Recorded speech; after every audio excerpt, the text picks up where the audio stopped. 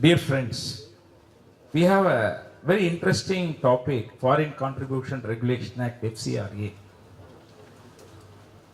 This Foreign Contribution Regulation Act, since I was in the disciplinary committee for 4 years, many of the cases coming from this FCRA violations. One is without getting registration, signing it, the funds have been parked other than the designated bank accounts which they have used at the time of registration. What are all the form, how to apply, it comes under Home Ministry, not under Finance Ministry. The reason is, it is closely monitored as such. It's also a great avenue now. When the CSR, Corporate Social Responsibility, the 2% of the average net profits to be deployed for CSR purposes, so all this NPO segment also will be energized to that extent. But Foreign Contribution Regulation Act, although it falls under a different footing, it is one of the funding mechanism. So when this particular CSR is going to give the necessary vitamins, all these corporate funds, in fact, our research committee is engrossed in coming out with a guidance note, how to treat CSR expenditure in the accounts that we are coming out. And in this background, we have invited Mr. Kandaswamy, who is acknowledged as the best in the entire India, not Chennai alone. Although he lives in Nungambakam, he is one of the prominent consultants of the NPO segment as such. And he is also a trustee connected to various organizations. I request our chief guest to present a shawl to Mr. Kandaswamy.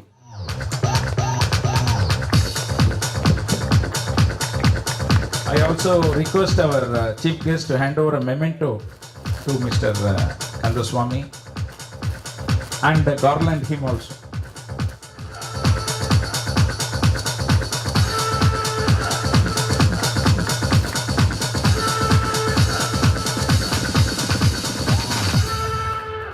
I request our chief guest. I request our chief guest to present a shawl to our chairman, sir. SIRC. He is from Madurai, and to Sekidar also.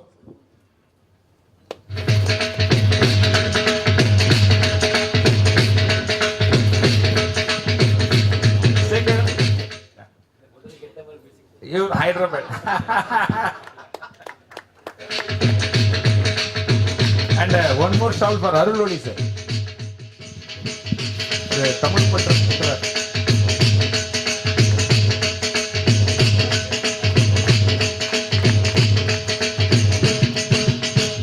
Thank you very much. I request Mr. Aruloli to introduce Mr. Kandaswamy. Vanakkam. On behalf of the CPE committee of SIRC, I deem it as a privilege to introduce the person, Chartered Accountant CAM Kandaswamy, who is the managing partner of Kandaswamy and Associates Chartered Accountants for the past 3.5 decades. He is a commerce graduate from Laila College, Chennai, with several medals for academic excellence to his credit. His firm is a pioneer in the country in providing support for the non-profit organization in their governance, financial management and legal compliance aspect. Mr. Kandaswamy's experience in the non-profit sector spans a wide spectrum of organizations ranging from grassroots groups to government and international agencies, including the United Nations Development Programme, making himself as the messenger of God for those organizations who are doing the God's work in the planet Earth. His firm is involved in providing advisory support to non-profit in India for about 25 countries in Asia and Africa through a national and international network of auditors. He has contributed to the study of charities administration for the Planning Commission, Government of India, and is a member on the board of Tamil Nadu Voluntary Resources Center, a Government of Tamil Nadu undertaking. Mr. Kandaswamy is South Africa trainer and resource person at national and international seminars and workshops. He is a regular resource person at seminars on non-profit sector conducted by SIRC of ICAI. He has served as co-opted member of the Corporate and Allied Laws Committee of ICAI, a founding member of the Non-Profit Sector Committee, currently He is a member of the Research Committee of SIRC.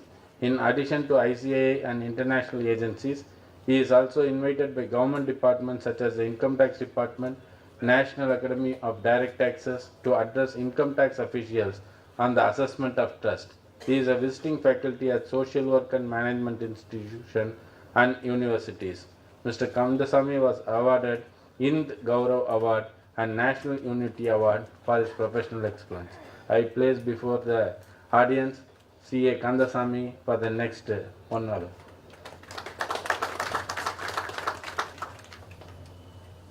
At the outset, it's already just becoming the afternoon, so I wish you a very good afternoon. Mr. Murali, our beloved chairman of the CPE committee, dignitaries on the dais, the leaders and the senior members, and my dear colleagues. Last couple of days, as I have been spending time around here in the city and also in Andhra Pradesh, every 1 hour, if not more, there was a talk about a festival going on in the institute. I was in the certificate course on the NPOs in Savera. So every break time, coffee break, lunch break, again in the afternoon, there was always a talk about the festival. I was there in Nellore yesterday and talk about the festival in the institute. And when we hear Mr. Murali and SIRC leaders together, we cannot but have a festival, and this is a festival of knowledge.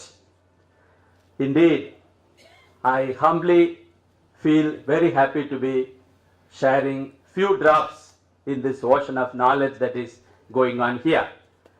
The topic here is the non-profit sector. In the non-profit sector, one of the several challenges is the FCRA compliance. Given the dignitaries' presence, given the excellent speakers here, I would like to humbly restrict my focus to the FCRA compliance among so many challenges that are going on in the non-profit sector. In fact, what is happening now is a non-profit sector. We are sitting in a non-profit institution, though the tax department is not easily accepting. ICAI is a non-profit institution. We are sitting in a non-profit activity. We just heard from the chief guest who inaugurated how much Mr. Murali and the chief guest and many of us, most of us are involved in the non-profit activity. In fact, human life is still going on because of so much of non-profit activity, and Mr. Arulodi just mentioning this God's work. I indeed thank God for this wonderful opportunity to place some thoughts on the topic. I am very sure these thoughts, you will take it forward to hundreds and thousands of organizations, and those organizations, each one of them will touch the lives of millions of people. Because I have often said, in this country today, incredible India today, we have islands of prosperity and ocean of poverty. The ocean of poverty consists of millions of people.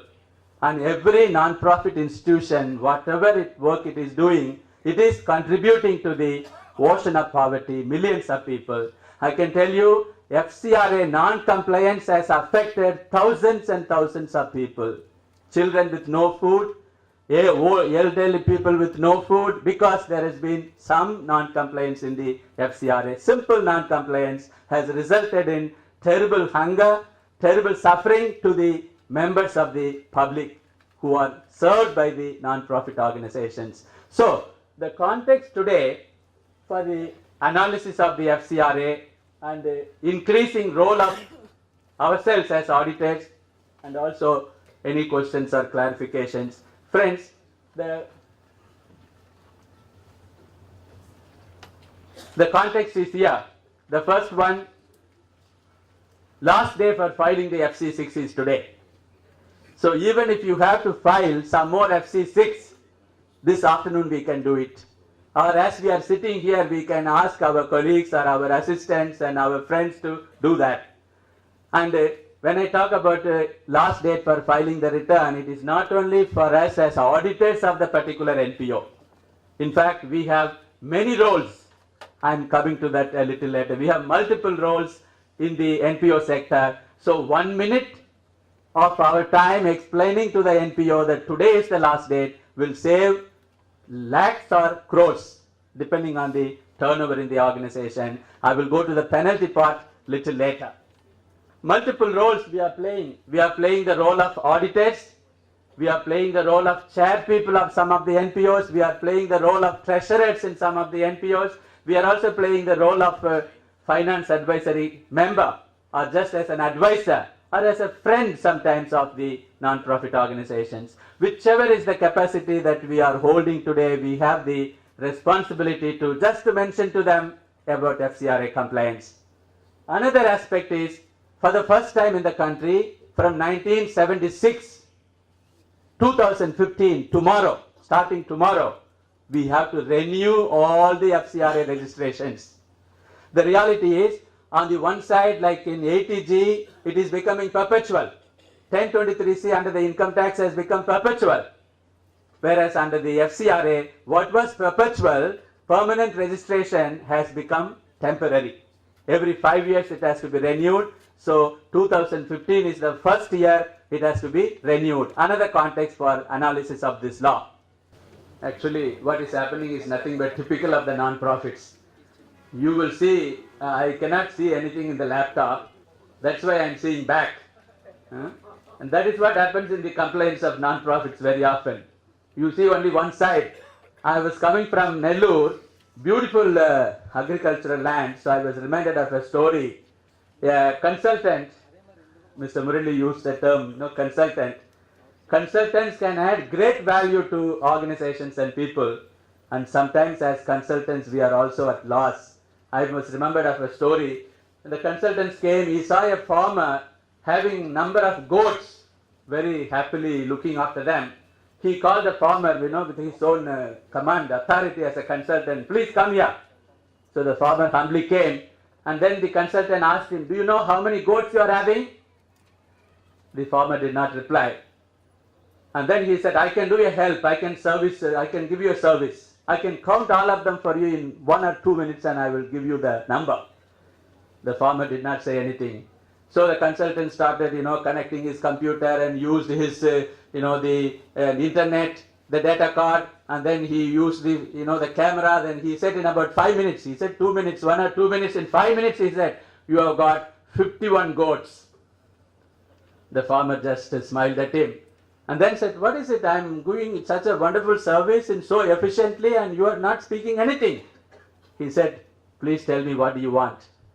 He said, for my service I need 1 goat because my wife loves goat meat. So the farmer said, is that so? Fine, please take a goat and go. Leave me free. Then the consultant quickly took 1 goat and then he, kept near the seat at the back and he asked the assistant to hold to the goat, etc. Then the farmer got very, very upset and he has come. Now is the time to tell you. Please stop. You came voluntarily without any request. You offered to do a service which I don't need. You offered to count which I know as a farmer how many I have. And now you ask for a fee. I agreed, but you are taking my only dog instead of the goat. I have only 50.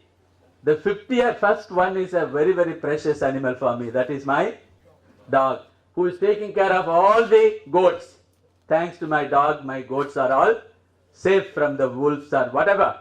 So sometimes, humbly, I myself am in that situation, when you go to advice on FCRA. Because every day there is a new circular that has come overriding the entire act and the rules. Every day there is a letter, just a letter, 1 para letter that comes completely overriding the act and the rules. You may ask me, are you sure they are overriding? At least in practice, that is what is happening. The law says this can be done. The letter says it shall not be done. It is a violation. The law says this is not possible. Letter says it is possible. Which one to follow? So we have recent circulars and show cause notices. The recent circular says, one circular says, you cannot spend more than 20,000 rupees in cash. Quoting the 40A3, You all know well 48.3 is for the business. 48.3 does not apply for section 11 to 13 or section 1023C. But FCRA says, since 48.3 applies to non-profits, we would like you to follow the same under the FCRA. That is the recent circular. And then show cause notice. We are used with show cause notice. We get a show cause notice and they take an acknowledgement and we know when we receive the notice. Whereas in FCRA, the show cause notice is put up in the website. 10,339 organizations are given show cause notice just under one small circular in the website. How many of the 10,339 know about that? Have the website? And if they have the website also, they have the time or the willingness to go to the website of the Home Ministry. Who would like to go to the website of the Home Ministry? But that is the reality.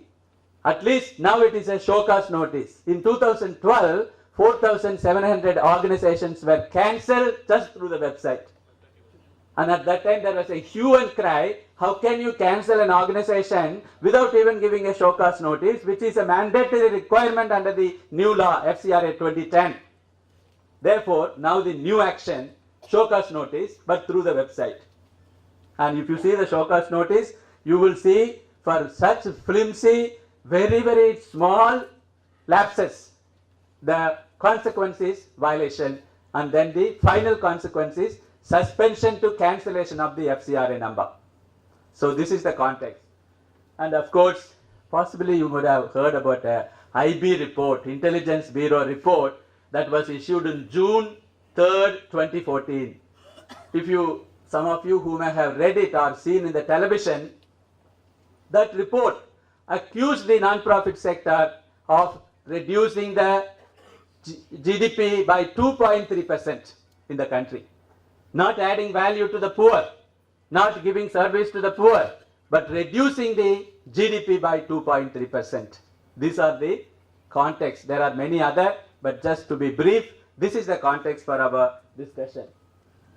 Now, as a sector, if you see two pictures, very often I would have shown these two pictures. If you see the first picture and the second picture, you will see the growth of the non-profit sector. The growth of the non-profit sector has two realities. One is government giving thousands and thousands of crores to the non-profit sector. Second is the corporate, after the CSR, even before the CSR, but after the CSR, the corporates giving crores of funds to the non-profit sector. With the result, the non-profit sector has become much, much bigger, growing bigger and bigger day by day. And you may ask me, what is the relevance for FCRA? When an MNC is defined in the FCRA, when an MNC gives money to a non-profit, it is foreign contribution because it is considered as a foreign source. Leave alone giving money to another body. When MNC wants to set up its own trust, the problem is from the step 1 onwards. For example, MNC is a foreign company and the foreign company is a foreign source. Even the initial contribution of 10,000 or 1 lakh is foreign contribution under the FCRA. So how the MNC will set up its own trust? Now, another aspect. In the law or in the rules, nothing about expats, foreign nationals, but there is an FAQ. Just go to the FAQ. Question 43 of FAQ says, foreign nationals are not allowed in the governing body or the board of trustees of the NPO. If foreign nationals are there, FCRA will not be granted. FCRA registration will not be granted. No law in the country says that foreign nationals cannot be in the trust or society or the company, but FCRA in the FAQ, not in the law, not in the rule, not in the circular, in the FAQ says foreign nationals cannot be in the governing body or board of trustees. Now, evolution and the traditional versus emerging in 1 minute. For the last 100 years, we had the traditional organizations that are the educational institutions, schools and colleges, the health institutions, the hospitals and the nursing homes, etc., run in the non-profit, and of course the social welfare organizations. Today that is not the reality. Today you have very, very new organizations emerging in the non-profit sector. Not emerging, emerged and operating. For example, the human rights organizations, the child rights organizations, the women's rights organizations, the networks, the coalitions, the forums, hundreds and thousands of organizations are operating in the non-profit sector, and most of them are affected by the FCRA, complaints of the FCRA. Just a small statistics. CSO, the Central Statistical Organization, made a study of the non-profits. Only societies they could spot, not the trust. Why not trust? Because there is no law for trust. There is no registry. At least the society has a registry, register of societies. You can go and pick up the number. For the trust, there is no registry. And also for the companies, they did not go. So CSO has come up with 3.3 million societies, 41,000 at that time. Now it is 42,500 organizations are registered under the FCRA. And there also. Thank you. And the money that is shown there again is not the real money. It is just an estimate. So this is the latest figure. Now sectors, you just saw three sectors: corporate, government, and the non-profit. In the middle, there is also a self-help sector, which is the cooperative sector. Friends, non-profits are also operating cooperative institutions. For example, the mutually aided cooperative society in Andhra Pradesh is a prime example for cooperative instrument, cooperative law. It is not the old cooperative law, the new cooperative law, 1995 onwards, the max is there. And still there are doubts whether max is eligible for FCRA registration, whether max is covered by FCRA. Still questions are going on. The reason is max is a for-profit cooperative. Max is not a non-profit cooperative. There is a controversy still going on. Now, in the NPO sector, if you see on the left extreme, you have the non-profit. And if you go to the non-profit, there are three legal instruments: the society, the trust, and the Section 25 company, which is now the Section 8 company. Under the Companies Act 2013, it is the Section 8 company. Now, FCRA, does it apply across all these entities? 100%. FCRA applies to all these entities. Not only that, I'll come to the definition of person under the FCRA in few moments from now. Many others are also covered under the 2010 FCRA, the latest FCRA. Now, are there only three forms of NPOs, or is there a fourth form of NPO? Friends, there is also a fourth form. There is also a fifth form. For example, courts have created hundreds of NPOs in the country. Different high courts and the Supreme Court, they have created many NPOs in the country, because when people go with certain disputes, the court comes out with a scheme, and in the scheme the court has ruled so much property and so much money should be for charity, and such NPOs are also in operation. Fourth form. A fifth form, the state and the central government have also created NPOs through laws or through circulars or through GOs. For example, the AIDS Control Society, APAC, or the health-based organizations, or the TNVRC, the Tamil Nadu Voluntary Resource Center, in Andhra Pradesh, the AP Max. Hundreds of organizations are also created by the government. They are also non-profits. Now the question is, government bodies, are they covered under FCRA? Government is not covered, but government created NGOs. NGO, GONGO. GONGO is the short form for government NGO. It's a contradiction. NGO is non-government, but government has created NGO, and that is called government NGO, GONGO. Are they covered under FCRA? Yes, because they are also part of the legal system. They are a separate legal body. Now, in the NPO, legal compliance is not the only challenge. First of all, what the NPO should be doing is a challenge.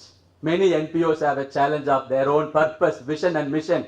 For example, many have started during the time of earthquake, during the time of tsunami. Later on, they do not know what to do.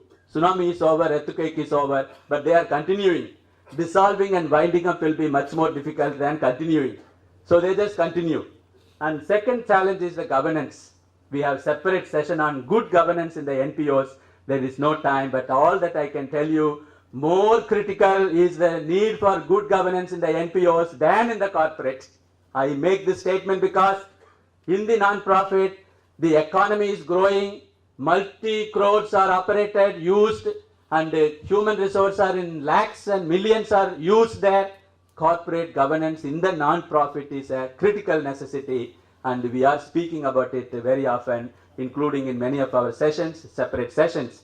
And the last part is the financial management. For the financial management, I go to this wheel. In this wheel, if you see there are so many aspects: planning and budgeting, accounting system, reporting and monitoring, and just one big box is there, the in-country compliance, the legal compliance. In the legal compliance, I'm going to the another slide, you will see FCRA is just one of the compliance matters. There are several other compliance matters. And an NPO is not just accountable to only FCRA. An NPO is accountable today to the public at large, to the donors, to the beneficiaries, and to the state and the central government. In fact, in some cases, like state and central government, double accountability, dual accountability. First accountability is under the law. For example, the Societies Act under in the state, and then the central act like the FCRA and the Companies Act or the Income Tax Act under the central. But another accountability is as a donor, because government is also now committing crores of money to the NPOs, and therefore there is a dual accountability by the NPOs. Friends, for all this, the big pillar is the governance and the management.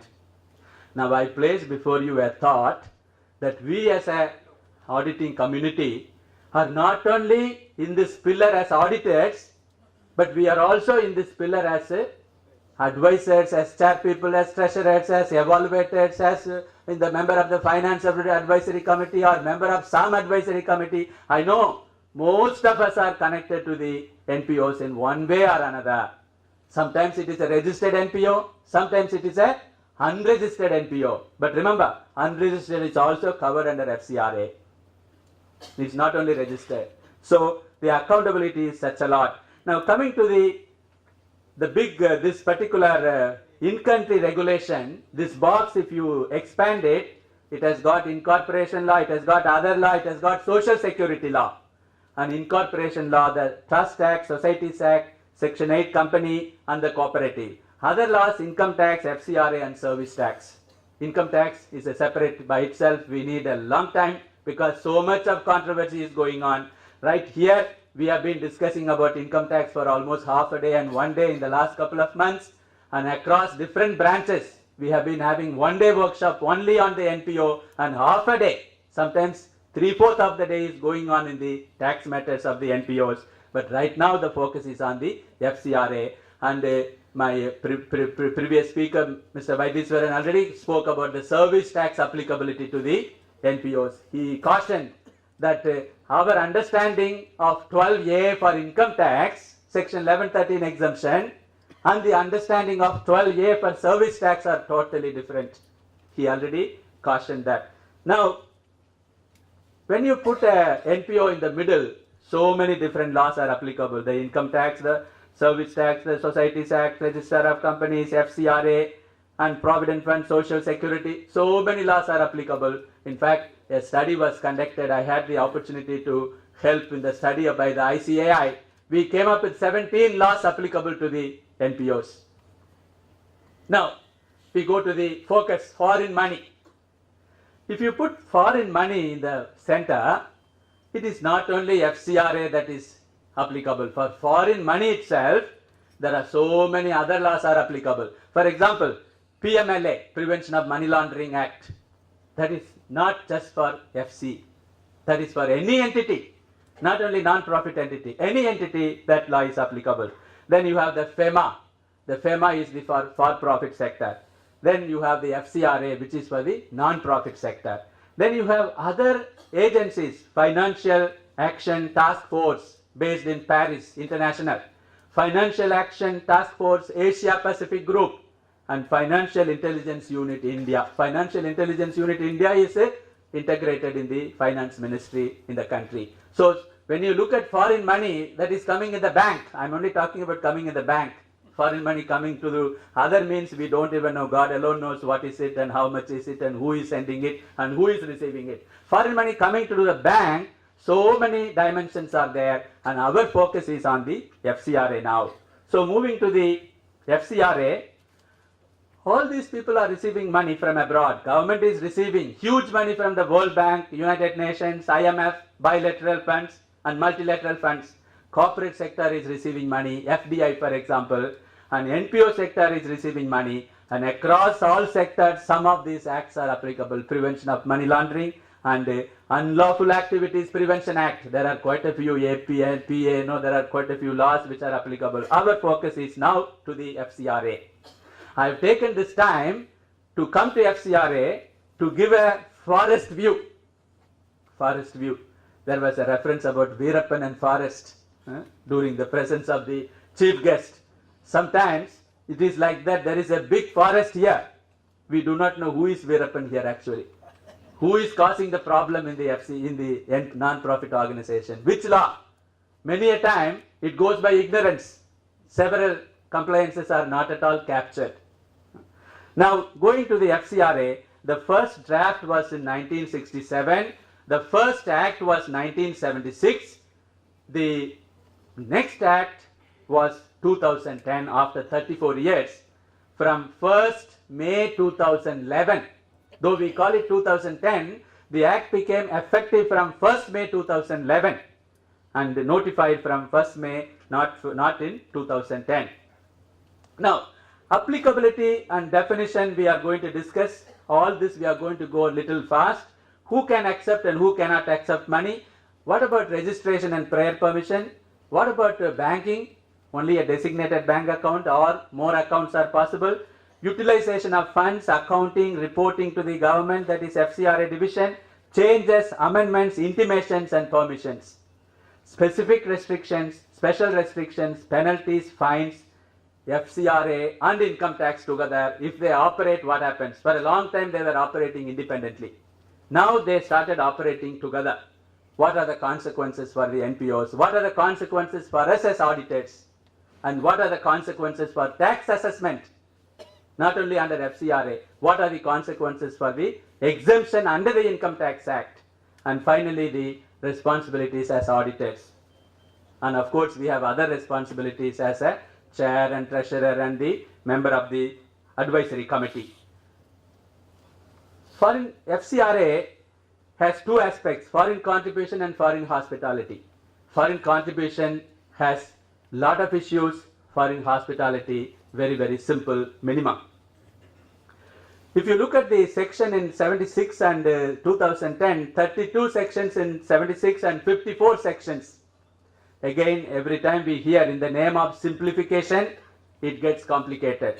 Here also there was an attempt to simplify, but you can see it has become near double the sections. Rule 9 to 24, Form 9 to 10. 9 to 10, but completely mixed up now. The forms that were there earlier are no more the forms, so though the number is just one more, they are completely changed. Now applicability. For whom is it applicable? It is applicable for the whole of India, citizens of India, outside India, associate branches, subsidiaries of companies registered or incorporated in India. But FCRA 2010 does not apply to transactions between the government of India and government of any country. But government of any country giving money to a non-profit in India, FCRA is applicable. Government to government, it is not applicable. And I already spoke about a controversy. Government created NPO. Is it government? Government themselves say it is not government. Salary does not apply, and rules of the government does not apply to those staff. Government themselves say that it is not government. Therefore, FCRA will happily say this has nothing to do with the government. Now, what is the definition of foreign contribution? Very simple, three things: currency, security and article. In the case of article, exceeding 25,000. This was 1,000 in the 1976 law. This is now become 25,000. Of course, in 2010 law, this amount was not there. Subsequently, they brought a circular and they introduced a threshold of 25,000 for the in-kind article. When I say article, it involves a computer, medicine, or a machinery for a press or whatever, clothes and whatever. When it is articles, that is the definition. Now FC also includes, please note carefully, it's not only those three. Interest earned on the FC money, income generated from the FCRA asset, infusion of foreign share capital in the non-profit company, unsecured loans at subsidized rates. Quite interesting. Interest earned, understandable.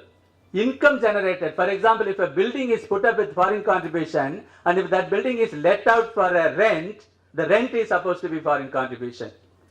If a machinery is used in a printing press of a non-profit entity, the income generated in the printing press is to be reported under the FCRA. That is the new situation under the 2010 law. And infusion of foreign capital, it is a share capital. But the view of the department is, FCRA is, you cannot pay dividend in a non-profit company. So whatever share capital comes is nothing but a donation. Therefore, it is to be covered under the FCRA. Similarly, loans supposed to be covered under FEMA. ECB, you are familiar, external commercial borrowing.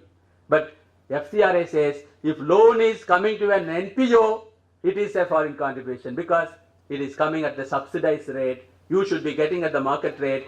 You are getting at a subsidized rate. These are all controversial areas, but I am placing before you, when it comes, when you face it, you should know what to do about it. Items not FC. This is also important because very often, before we come into picture, the NPO already makes a lot of violations. What is not FC, they put it under FC account. And when we come into picture, it is too late. Earnings from foreign clients in lieu of goods sold or services rendered. For example, you have a handicraft center in an NPO. Some foreigners come and visit. They are fond of the handicrafts that is made by the poor beneficiaries there, old people or children or whatever. They buy it and the NPO puts that money into the FC account. Is it right? It is not, because it is a commercial transaction. There is no contribution here. There is no donation here. Now, donations by NRI, but excluding donations by person of Indian origin having foreign nationality. An Indian comes from US and he gives $1,000. Should it be under FCRA or local? The question is Indian, but which citizen, which country's citizen is he right now? If he is still a citizen of India, it should 100% go to the local. If he is got the American passport, for example, it has to go to the FC. Again here, unknowingly, mistakes happen very often. Articles gifted by foreign source having value less than 25,000. If someone brings article from abroad and gives 1,000, 2,000 worth to the children, for example, some pens or whatever, will it be under FCRA? If the article is below 25,000, it will not be under FCRA. Items not FC continues. Delegation, participation, fee paid by foreign currency for participation in an event. For example, this is an international event, let us say. And if there are other country participants coming and paying the fees, will it be foreign contribution? There was a confusion in the 1976 law. The 2010 law says it is not, because it is for a service rendered, somebody is paying a fee. It has nothing to do with foreign contribution. Charges, fees, offerings received by temples for services rendered to foreign clients. Will it be foreign contribution?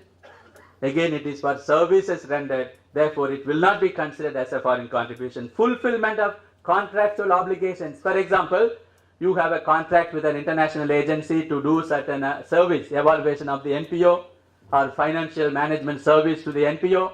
The fee you receive as a consultant through a contract, will it be foreign contribution? It shall not be. It shall not be. There is so much of confusion. Even the banks do not accept through our regular account. They say you must have FCRA registration. Why should I have FCRA registration? I am a consultant or a partnership firm or LLP, and I have a contract with the international agency and I am receiving the remittance as a fee. And the bank is supposed to simply remit in our account, bank account, and issue a FIRC, Foreign Inward Remittance Certificate, stating that it is a fee according to your contract. Nothing to do with the foreign contribution. But such a lot of confusion is going on also at the side of the bank. Foreign source. Yes. Loan subsidized rate is treated as foreign contribution. Yeah.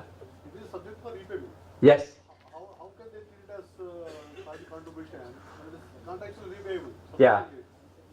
In fact, the loan in a foreign contribution loan in an NPO is a misnomer, because once money comes into the FCRA account, you can never ever pay it outside. You can never ever pay it outside. For example, we have cases, few crores have come into Indian NPO instead of going to Thailand NPO or Indonesian NPO. We are not able to repay the money. Of course, thanks to wrong remittance, we have more money here. Huh? But more problem, because the international agency says, what do you mean? I can get money from Bangkok back to me. I can get money from Indonesia back to me. I can get money from Kenya back to me. What is it in India? You cannot give money back to me. If you have given me through FEMA, I can give you back. But through FCRA, whatever you get it, share capital under a Section 8 company and subsidized loan under for the NPO, nothing you can give it back. You know. So therefore, the FCRA says it is a contribution. And of course, when it comes to loan, they do not say all loan